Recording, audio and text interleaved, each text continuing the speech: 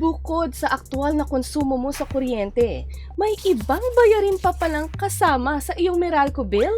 Ano kaya ang mga ito? Saan nga ba napupunta ang charges na nasa electric bill mo? Isa si Ivy Ocon sa mga na-shock nang makita ang kanilang electric bill na dumating ngayong Abril. Mahigit 9,000 pesos ang kanilang bayarin. Mula sa halagang yan, 1,351 pesos and 90 centavos ang napunta rito. Paliwanag ng Meralco, nag-iiba-iba ang breakdown ng bill depende sa electric consumption ng isang household. Batay sa sample bill as of April 11, 2026, tinatayang 55% ang generation charge. Ito ang halaga ng kuryenteng binibili ng Meralco mula sa mga supplier o power producer. 10.1% naman ang transmission charge. Ito ang halaga ng delivery ng kuryente mula sa power plant patungo sa transmission system o substations. Napupunta ito sa National Grid Corporation of the Philippines o NGCP na siyang transmission service provider ng Meralco. 17.5% ang distribution charge. Napupunta ito sa Meralco bilang bayad sa pagbuo, pagtatayo, pagpapatakbo at pagpapanatili nila ng distribution system na siyang naghahatid ng kuryente mula sa high voltage transmission grids patungo sa mga gusali at mga bahay.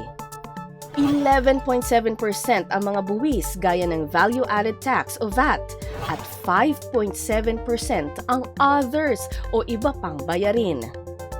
Diyan kabilang ang halagang pinababayaran ng gobyerno at pinaghahati-hatian ng mga consumer para matustusan ang discount at subsidy ng senior citizens at low-income households.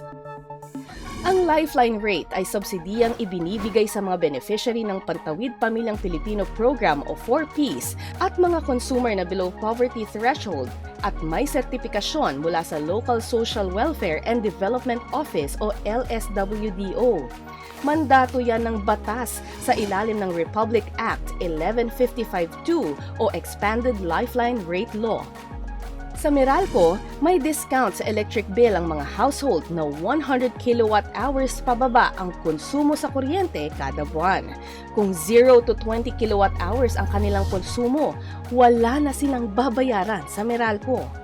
Sa halip, ang non-lifeline consumers ang magbabayad para sa kanila. Katumbas ito ng 1 sentimo sa bawat kilowatt-hour sa bill ng non-lifeline consumer. Sagot din ng ibang consumers ang discount ng senior citizens sa kuryente.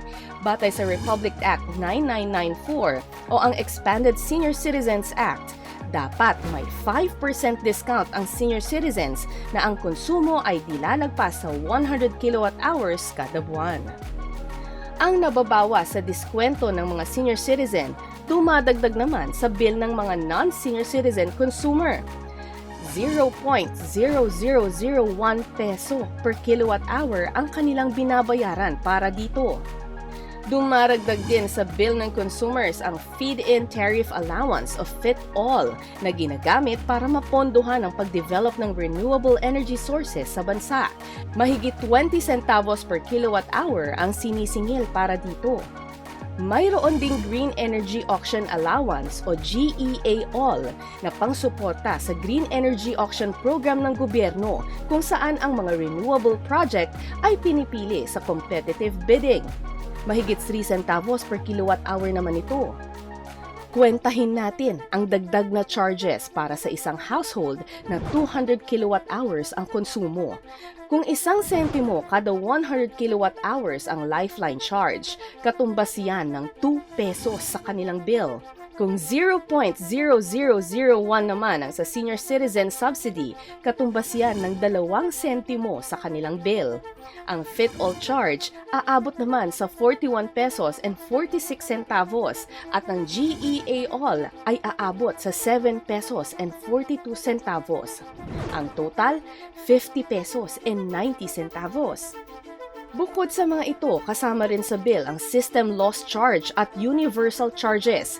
Ang System Loss Charge ay sinisingil para sa kuryenteng nawawala habang dumadaloy ito sa mga kable, transformer at substation.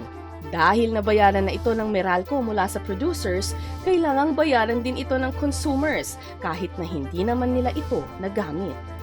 Ang universal charges naman ay para sa pagpupondo ng ilang proyekto ng gobyerno gaya ng pagkakabit ng kuryente sa mga liblib na lugar at rehabilitation ng mga watershed para matiyak ang energy supply.